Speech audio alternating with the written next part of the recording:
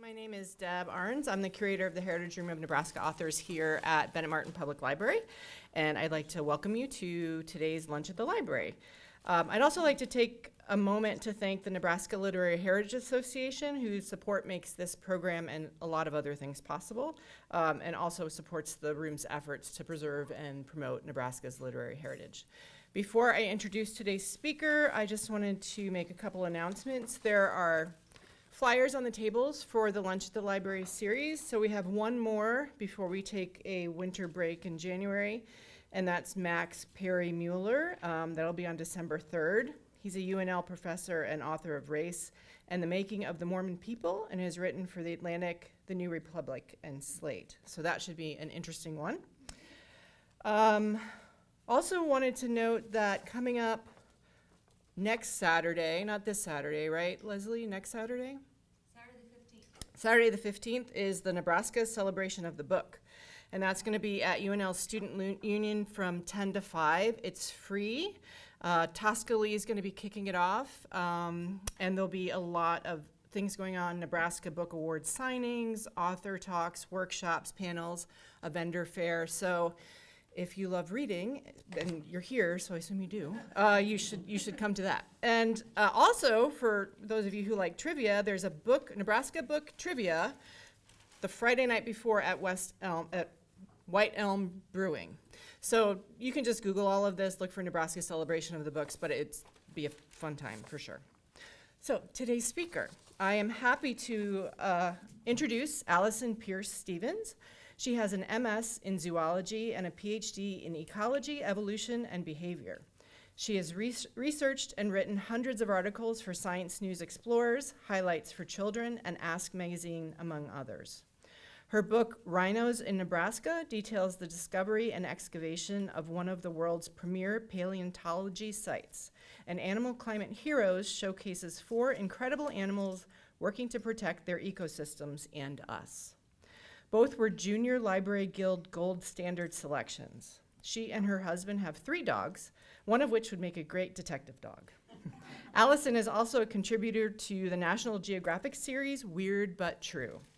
Her latest book is Detective Dogs: How Working Dogs Sniff Out Invasive Species. Books for a Better Earth is the publisher? Yeah. Books for Better Earth is the collection. Books for Better Earth is the collection. Okay. And her next book is When Beavers Moved In, and it's going to come out in 2026? Yes. Yes, great. So please welcome Alison.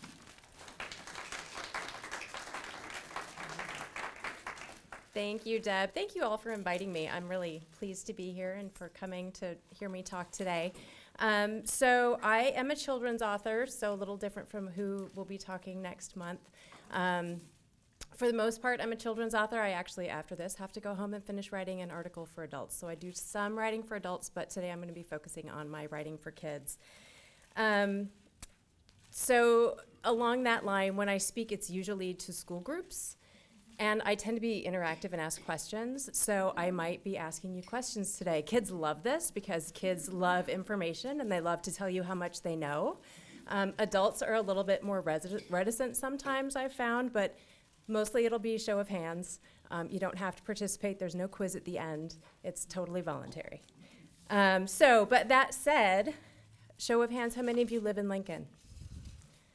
Okay, so a few of you came from outside of Lincoln?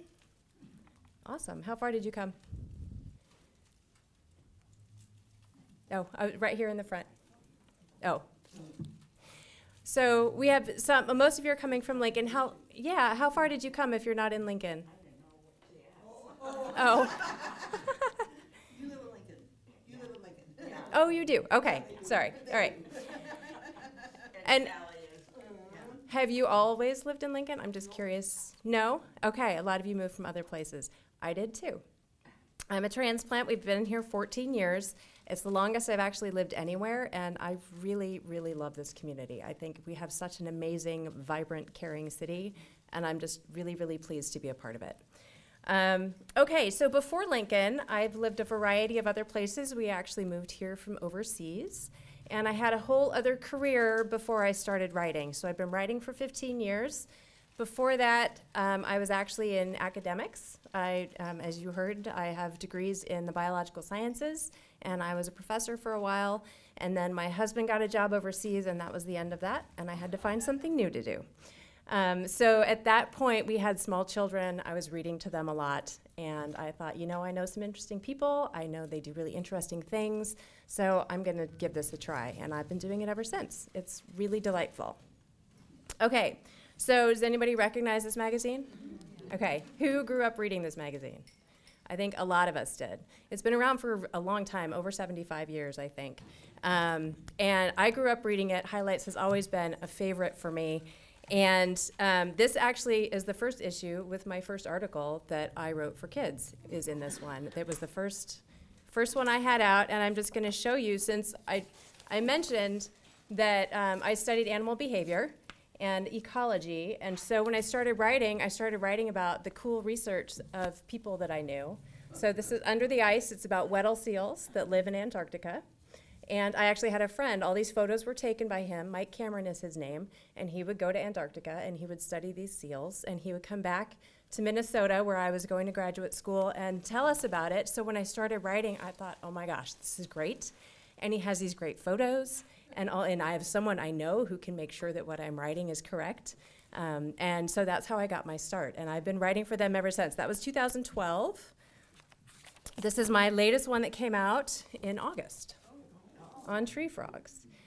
So I've been just kind of steadily writing things for them, always nonfiction, because that's my area, almost always in science or animals.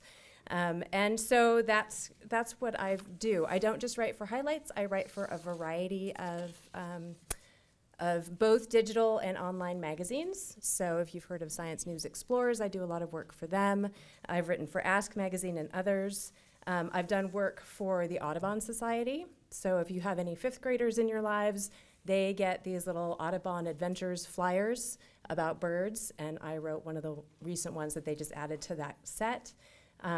For adults, I write for the Woods Hole Oceanographic Institution. Anybody familiar with Woods Hole? I know we're really far away from Woods Hole.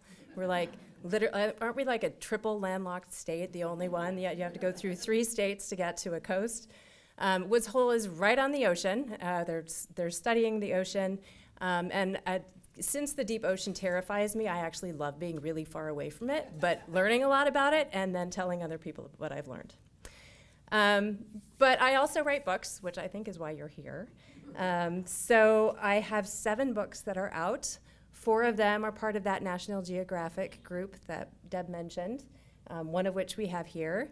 And the other 3 are more recent, and they're just my own titles. I'm going to focus on detective dogs, but I'm going to actually just really briefly mention the other 2. Rhinos in Nebraska, if you're not familiar with it. Has anyone here been to Ashfall? Okay, if you haven't been, I highly recommend that you go. It is an amazing place, and it is truly a paleontological gem. It's in northern Nebraska, up near Orchard. Yep, really close to there. So it's a long day trip if you're going from Lincoln. And so this book I wrote because I had been working at Morrill Hall. I was part of the team that redid the 4th floor. If you haven't been to Morrill Hall in the last several years, go check it out. The 4th floor is a whole new experience. So that's a great place to start, and then you can get up to Ashfall if you have the time. Although I think Ashfall is probably closed for the year now. They close in the winter.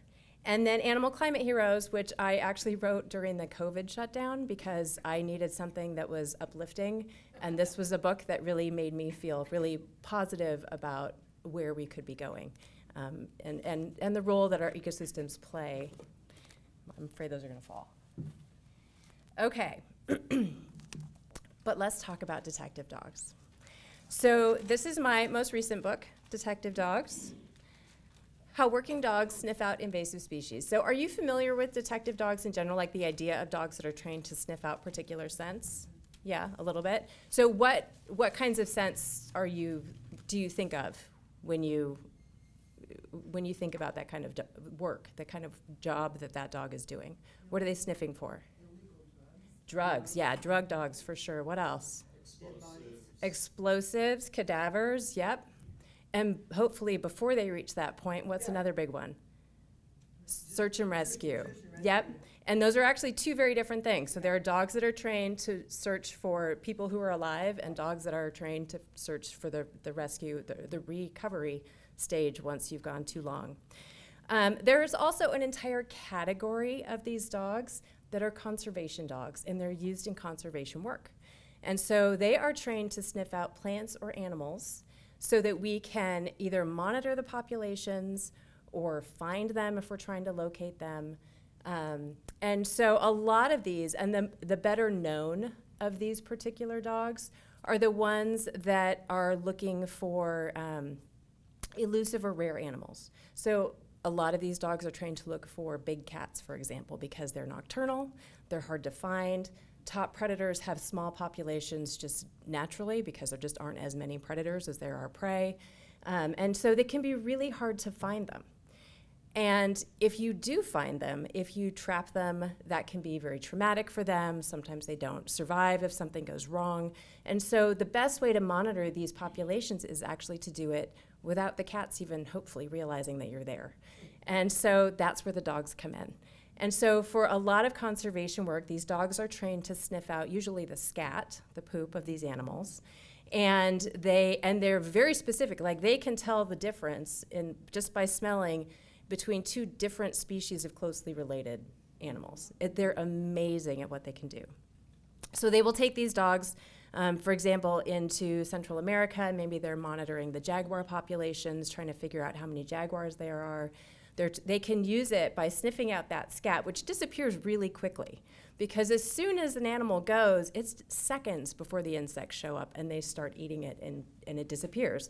So the dogs can find these things that we wouldn't be able to necessarily find on our own with our eyes. And so we can go and we can track where these animals are going. We can see how many different individuals we have. We can see what they're eating. We can actually get a feel for how healthy they are. It's amazing how much information is in something that we think of as waste. And so the dogs are trained to do that. And that's a really big part of conservation dog work. That's a lot of what they're doing. That is not what I wrote about for this book. What I focused on actually is dogs that are sniffing out problematic species. So they're not the species we're trying to protect and conserve. They're actually the ones that have gotten into places where they're causing some problems. So invasive species, just to be really clear, we're talking about species that have gotten into a new location and they're spreading really, really aggressively. So examples would include things like kudzu, purple loosestrife. I had a whole list of them that all just flew right out of my head. Zebra mussels, quagga mussels, those are two really common ones. Emerald ash borers, if anybody's lost any of their ash trees here, thanks to them. Did I hear other? Oh, I thought someone was suggesting something else. Okay. Feral pigs. So sometimes these are things that are introduced accidentally, and sometimes they're introduced on purpose. Pigs are something that we brought here intentionally, but then they escaped. And they're really damaging in the places where they are. Some of them are things that we brought here intentionally, and we put them in our gardens. Does anybody have a calorie pear in their yard? You did? Yep. They are very aggressive, and they can be a real problem. Burning bush is another one that can be invasive. Butterfly bush, like things that you can still go by in nurseries, can be really invasive depending on the conditions. So sometimes they're things that we're bringing intentionally, and then they kind of get out of control. And sometimes they're things like the spotted lanternfly that came over accidentally, they think on some landscaping stone that was brought over from China, just one little egg mass, and those insects are now all over the East Coast. That's all it takes. So this is where the dogs come in, because sometimes it's really hard to track those things. It's really obvious when you have a lot of them out there. Once kudzu's taken over something, there's not much else there, and we know it's there. The goal is to catch it before you get to that point, right? So that's what the dogs are doing. So in this particular book, I actually got to go into the field for this one. After writing a book during a shutdown where I was stuck at home, it was so exciting for me to get to go out into the field. I actually got to go out with these dogs and their handlers, 3 separate trips, and I got to watch them in action, and it is amazing what they can do. So here we've got our dogs that we have, our pets. A well-trained dog comes when it's called, also true for these. It walks beside you. It doesn't stray too far. Absolutely not true for these dogs. These dogs are out. You can't even see them. They just disappear into the underbrush, and they track them actually because they wear bear bells. And the bells are not really there for bears. Sometimes they're, I mean, one of my trips, we were in Jackson Hole, we were in Grand Tetons, and there were absolutely bears around. But the bell wasn't really so much for the bears as it was for the handlers to hear the dogs. Because as long as they hear that jingle, they know the dogs are searching. And as soon as the jingle stops, they know that that dog has found something, and it's signaling. And the way that they vary in how they signal, but usually they'll just sit and they'll kind of look at it. It's not necessarily a point, but some dogs will do that. And so then the handler has to go find the dog. And they kind of know where they are, and they do wear GPS collars so that they can locate them if they need to. That also helps them figure out where the dogs have checked and where maybe they've missed, and they need to go back and check a spot that the dogs didn't get to when they were going through the first time. Really, really fascinating. And my mouth is dry. One sec. Okay, so a little bit more about each of these trips. On one, I went to Jackson Hole, as I mentioned. So there is a plant, a tree called salt cedar. Is anybody familiar with salt cedar? Okay, I see a couple of nods out there. Salt cedar looks like cedar. It is not a cedar. It's actually from Lebanon, maybe? I'm not 100% sure about that. But it's not from North America or even South America. And it is a tree that is really good at creating the perfect environment for itself because it extracts salt from the ground and then releases the salt into the ground and basically just makes it saltier and saltier and saltier. Well, there are very few plants that can survive in that. So they're really good at kind of pushing everybody else away and then spreading and taking over and creating these really dense thickets. They were brought here intentionally because they're beautiful when they're in bloom. They're just gorgeous. Which is usually how that works, right? We're like, oh, this looks great. This is beautiful. And then it's a problem.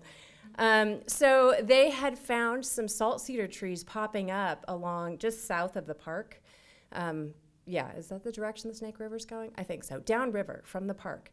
And so they were trying to they figured there had to be one tree somewhere in there that was pumping out seeds into the Snake River. And so we were rafting with these dogs.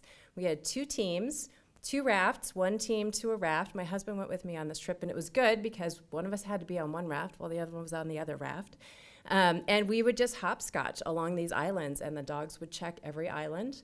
1 dog to an island. They never double-checked because the dogs are really good at what they do, and it would really be a waste of resources if they both checked it. So they just kept hopscotching. They did not find it on that trip.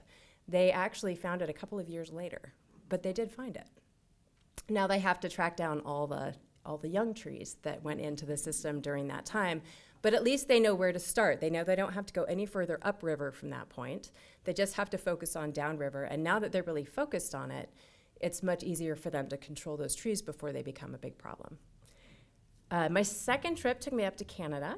The Alberta, make sure I get this name right, Alberta Aquatic Invasive Species Council has a conservation canine team, and their job is to keep zebra and quagga mussels out of Alberta. The mussels are a huge problem in the eastern half of Canada. They're a big problem. I actually did not meet them in Alberta because what these dogs do during the summer is they sniff every boat that is coming into the province. Because the easy way for mussels obviously don't move around a whole lot when they're adults, right? They're kind of anchored in place. But when they're very young, they are free-swimming larvae. These little tiny things that are practically microscopic. And all it takes is one getting into a little bit of water on a boat that doesn't get cleaned, that's put into a new body of water, and now you have zebra mussels in this new body of water. And so they're checking, and the dogs can sniff out those little tiny microscopic larvae and find them. And so if they find them, they do a whole hot water blast. They clean the whole hull. It's a whole thing. And the owners just have to sit there and wait. They can't do anything else about it. But even when they're stopped, the team really takes the opportunity to educate people who are moving their boats around just to make sure they know about it. Everybody gets a little, let's see if I can find it in here, a "You've Been Sniffed" card. They're pretty great. I've got a picture of them in here. They have 3 dogs working 3 different locations, Diesel, Seuss, and Hilo. And so everybody gets one of these cards. These are practically full size. And the back side just has information about invasive species and why they're a problem and why they're doing this. And usually the kids love it. I mean, there's this dog and it's checking out their boat, and how fun is this? So it's really neat. When I met them, it was at Lake Winnipeg, which is in Manitoba, because Lake Winnipeg has lots and lots of these mussels, to the point where one of the beaches that they took me to that tends to be downwind most of the time, the shells were literally piled up in these huge, not piles, I can't think of the word I want there, but it was amazing. I mean, you would just wade through them. And those are the ones that have died, and the waves have brought those shells up. There are many, many more down there in the water that we can't even see. So they take them there at the end of their season so that the dogs, because the good news is they're not sniffing very many of these mussels as they're checking boats over the summer. The bad news is these dogs work for a reward, and if they don't sniff the target, they don't get the reward. So they take them for a training session, and they are inundated, and they find lots of them, and there are lots of rewards, and it's a really great way for them to end the season. So I got to do that with them. And then I went out to the Lower Hudson Valley. The New York, New Jersey Trail Conference has their own canine team that is working to protect all of the trail areas out in Lower Hudson Valley. I don't know, have any of you been out there at all in that area? It's gorgeous, lots of trails, lots of places to go hiking, lots of places for invasive species to get introduced. And so the one that they were working on was actually the spotted lanternfly. Have you all heard about this fascinating little insect? Okay, I will show you a picture because they're really neat looking and really problematic. Okay, this is the spotted lanternfly. They're red with black spots. They're actually not flies. They are a type of plant hopper. They suck the juices out of plants. They're not dangerous for people or pets or anything like that, despite their bright coloring, but they're really damaging to a lot of plant species, especially crop species. So they love apples, they love grapes, they love all these things that are grown. These are, a big part of the agricultural commerce on the East Coast, and these insects are very happy to find them there.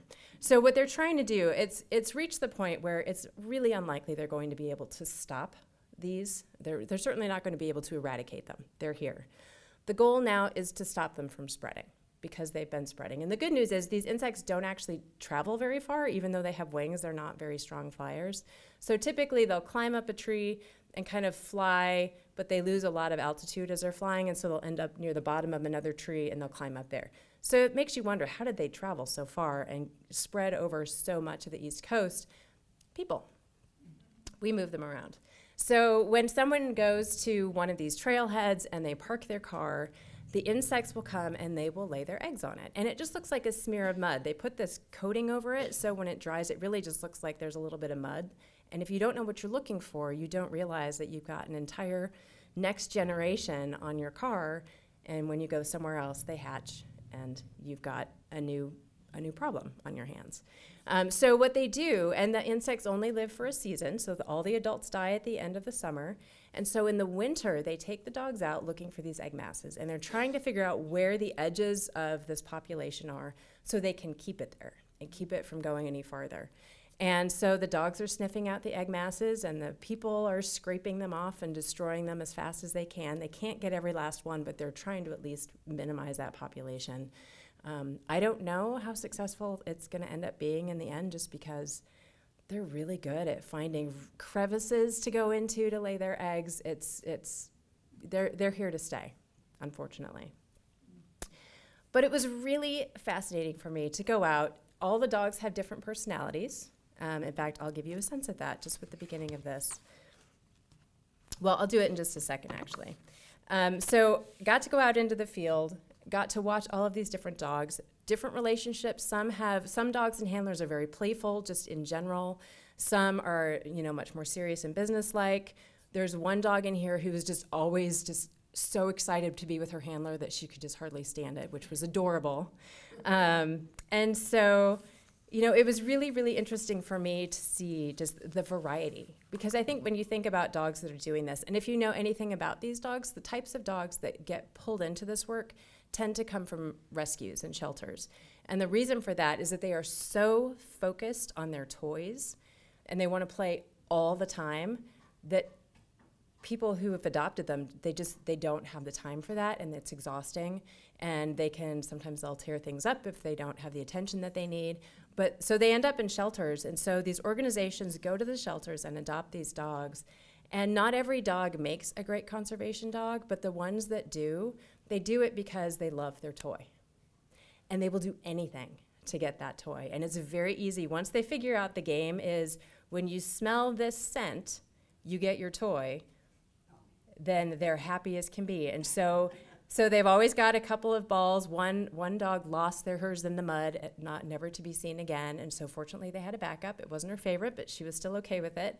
And so that's what they're working for. They're working for just a little bit of playtime, and then the toy goes back in the bag, and it's back to work, and they're off sniffing again. It's really, really fascinating. Okay, and I lost my place with what I had notes just to be sure I didn't miss anything.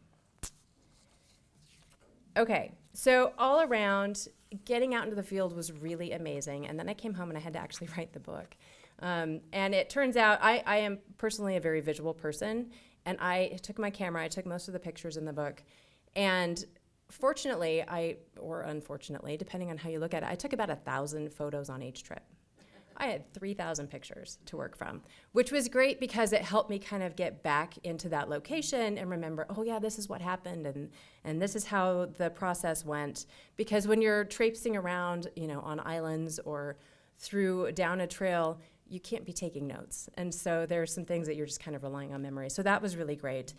And then it was a question of how do I tell this story? And I decided to actually just have the reader go through the same process I did in terms of just joining these dogs in the field. So the book starts like this. Part 1, Pesky Plants.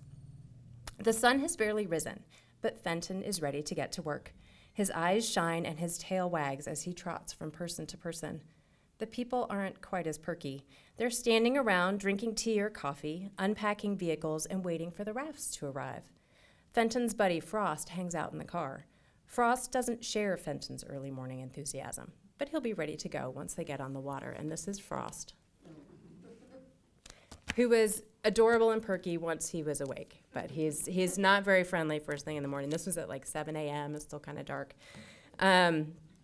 So that's how each of the chapters go, is just, here we are, we're in the field, and this is how this process works, and I just kind of took the readers through it. And my goal was to provide a glimpse into how these dogs do this amazing work that they do and how they go about protecting our ecosystems. And then also write a book that appeals to dog lovers, that appeals to nature lovers, to people who are interested in conservation. And this is written for, I think they say it's for ages 8 to 10 is what the publisher put it at. But I think it's for any age, really, because I've had adults read it and say that they just loved learning about something that they really didn't know anything about. And there are sidebars that kind of give you a deeper dive if you're interested. And I've had adults who've read it to their younger children, and their younger children loved it and learned a lot from it, even though they couldn't read it themselves. So that was my goal, is to get it out there and for a really broad audience. And it is part of, so the publisher is actually Holiday House, and they have a collection called Books for a Better Earth. And their goal with all of the books in that collection is to provide some good news. Because there's so much bad news when it comes to the environment these days, it's really easy to be inundated by that. And their goal is to say, hey, there are good things happening. These are the positive things that are happening out there. And they have a lot of really fantastic books that are a part of that series. So I'm really appreciative that I was able to be a part of it. So one thing that I try to do with all of my writing, I'm kind of wrapping up here in case you couldn't tell, is, and I don't know that I do that with this one. This is an example of positive actions being taken by others. Not everyone can be a good dog handler. I think a lot of people love dogs and think, oh, I want to do that, but you cannot be a distractible person if you want to be a dog handler, because you have to be paying attention to the dog at all times. But if there are pointers in the back, if a kid really wants to do that, here's what they need to know about it. And I always try to leave my readers with something that they can take away, that maybe it's an action they can do, some pursuit that they can take, just to give them a little bit, especially for young people, to give them a little bit of agency in their lives so that they feel like they can take some control. I think kids in particular tend to feel like adults are always telling me what to do, and so I'm trying to give them a little bit of confidence to do some things themselves. And before I finish, I just want to put in a plug for nonfiction books for kids in general. It doesn't have to be mine. There are a lot of really great ones out there. If you're thinking about buying gifts, for example, for the holidays or for birthdays, books are always fantastic, and I think a lot of adults tend to give fiction. We tend to give novels because I think a lot of adults like to read novels. But there's actually some really good evidence out there that kids, especially in elementary school, they prefer nonfiction, like strongly prefer it, because they're still learning about the world. They don't know how it works. We know how the world works, but they don't know, and they very much want to know. They want that information. And so, if you're looking for books for young people, consider nonfiction, because there are a lot of really amazing, engaging. It's not like the encyclopedia. Like when I was a kid, it was basically the encyclopedia or nothing. It is not like that anymore. And I think that's really wonderful. And I'm happy to take questions. Because this is being filmed, if you have a question, I'm going to ask you to use the mic so I can run over to you if you have a question.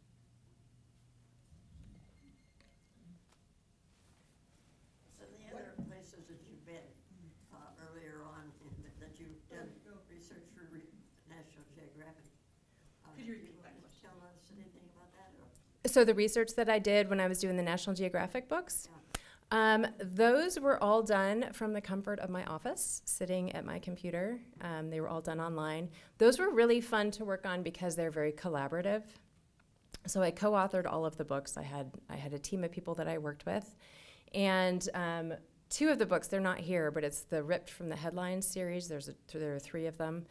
And those books were so much fun to work on because I had a team of people. I worked with 2 editors, a fact checker, a photo editor, and a designer. And that was for my half of the book. One of those editors oversaw the whole thing, but that was just for my half of the book, and then someone else did the other ones. And so we would all come together. We had sort of themes for different page spreads that we had to have, and so everyone in the team would go. I mean, these books could not have existed before we had search engines like Google. And so they would go out and they would just Google all the weird stories you could find, and we put them in a big spreadsheet and then try to organize them. And then we'd have, okay, you can't have a book called Weird But True if it's not true, right? So then came all right, can we actually verify these things? And that got rid of a lot of stories. And then we had to sometimes find some replacements.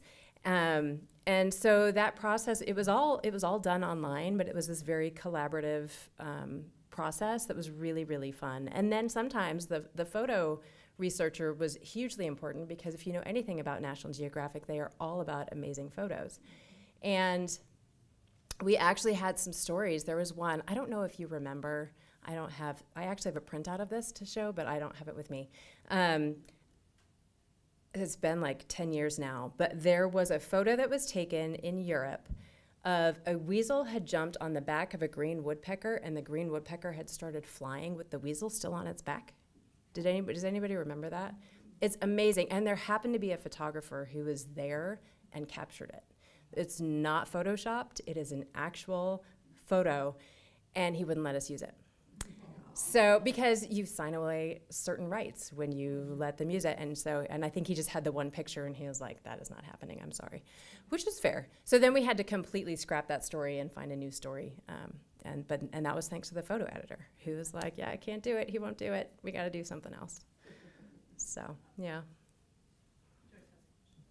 Is there a special breed of dog that seems to work the best? Is there a special breed of dog that seems to work the best? No, actually, there's a lot of variety.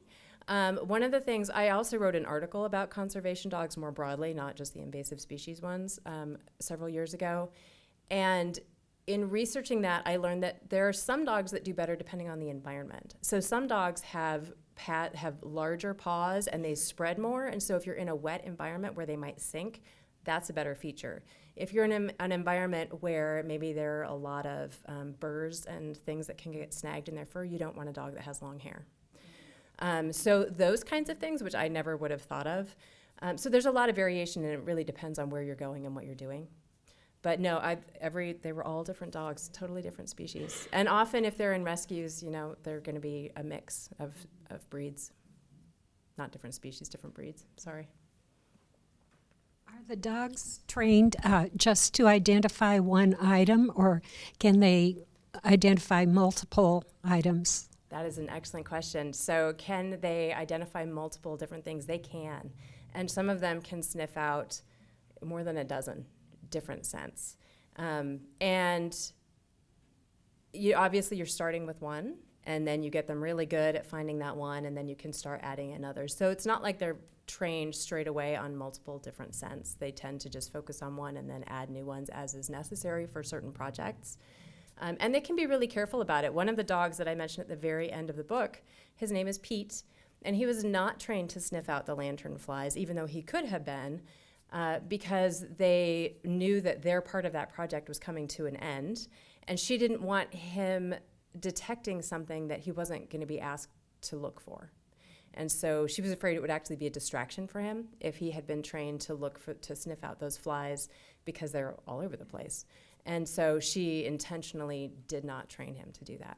She had him trained to look for, is it the New England cottontail, I think, which is a rabbit that's been taken over by eastern cottontails. A lot of its habitat has been, and the eastern cottontails are out competing, so they're trying to figure out where the New England populations are so they can protect them. Yes, Leslie. Hey, Allison. I love how your books really generate enthusiasm for science by the kids. And you've done a couple of things that I've seen you do. Maybe you could expand on it. But one time for the detective dogs, you actually brought this big goofy lab. And he was darling, but then when he had to go to work, he found everything in the bookstore. He just went and did it. And it was incredible to see. Yes. And then the other thing, when rhinos in Nebraska came out, that's when I learned about bone-crushing dogs. And you actually went up to Ashfall and excavated some actual ash that you gave out with little vials. I did, and I brought some with me today if anybody wants some. Good, yeah. Those are amazing demonstrations, and it really impacts the kids. Yeah, thank you. Thanks. It was the ash was lucky because I knew the researchers up there really well after working at Morrill Hall. When I went up to do my research for rhinos in Nebraska, they actually let me down into the ash bed, which most people don't get to do. And then they did not let me do any digging, but they scooped up some ash for me that I put in little vials so that I could give that to people, because I think it's a really neat thing. That ash there was so much of it, and it devastated the animals that are buried in that ash bed. So that was fun. And the sniffer dogs, yeah, they're fantastic. So what Leslie's talking about, I've done a couple of events where I've been able to have some local dog handler teams come in. These are not conservation dogs. They're not trained to sniff out anything out in the wild. They do it for sport. And so they're trained on particular scents. I think it was like clove and anise and a couple of trees, birch and ash maybe. And so they have oils from those things that they put in these little containers. And while the dogs are still out in the car in their kennel, the handlers come in and they hide them. And then the dogs come in and they're told to search, and they sniff them all out. And it's really, really interesting to watch. I wanted to do that because it's such a fascinating process. We are so visually oriented as humans. We tend to, you scan and you look for something, then you kind of home in on it. And using your nose is a different thing. It's like walking into a bakery and you're trying to find the chocolate thing when everything else is bread, but not being able to see it. And you're trying to find that sweet scent just with your nose. And dogs are really good at it, but it's a process, right? They're sweeping back and forth, and they're trying to catch that trail, and once they do, they'll move toward it. And one of the things we discovered is how the air is moving through the space changes how they're able to find things. So, yeah, I try to make my events not hands-on exactly, but kind of bring it to my readers as much as I can. Great work that the dogs do. Can you talk a little bit about what their life is outside of 8 to 5? Where do they live? How do they travel to these places? What do they do when retirement time comes? It is hard for them to retire. I was actually just talking to a handler yesterday, and she was telling me, because I wrote about her and one of her dogs for that article, which was 6 years ago, and she told me he's retired now. And she said, but he's not really retired because he doesn't want to be retired. But they reach a point where they're just not physically able to do the really challenging searches. She said, so when there's something really easy, we'll let him out and just let him do it. He gets a chance to get out and still do some sniffing. So that's what retirement looks like for them. Sometimes, so that's her personal dog that she works with. There are some organizations where they have a group of handlers and a group of dogs, and different handlers work with different dogs depending on the situation. And so when those dogs retire, they usually are adopted by a family, and so they transition into a very different life. And sometimes there's not much sniffing involved, but usually there is, because that's what the dogs are used to doing all the time. So there's usually kind of just a transition in terms of what that looks like. I didn't really hang out with them when they weren't working, so I can only tell you my impressions. The dogs, so when we were in Jackson Hole, for example, they were staying in a hotel, and so they would go back to this hotel, and the dogs have kennels that they are in when they're in the car, so they're not jumping around. They get time off, so they would spend 2 days searching, which is very physically demanding for the dogs. So let's say the handler might walk 2 miles in a day. Well, that dog is easily going 5 times as far, because they're out and around and running all over the place. And so it can be, and the dogs were exhausted by the end of 6 hours. They were really worn out. So they get time off. They get foot baths sometimes because their paws can hurt. When we were in Jackson, they were on very rocky, uneven islands. And so their paws were kind of red at the end of the day. Sometimes on their day off, they will go and buy them dog goggles so that they've got sunglasses, because their eyes can be affected by the sun just like ours can. So it just kind of depends. It's 2 days on, 1 day off to rest, and then they'll get back to work again. And then they'll take an entire season sometimes and just like get back home and just kind of chill and maybe train for something different. But that's a much slower paced thing, obviously, if you're training than if you're actually out in the field.